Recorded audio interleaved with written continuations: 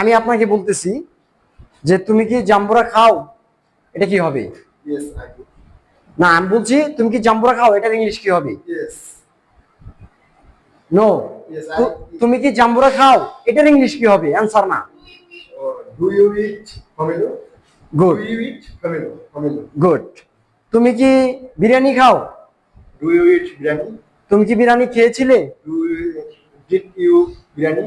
Did you Biryani. Eat eat Did you eat biryani? Biryani? তুমি কি আহ, না, তুমি কি নাচো? Do you dance? গুড। তুমি কি নেচেছিলে? Did you dance? পারফেক্ট।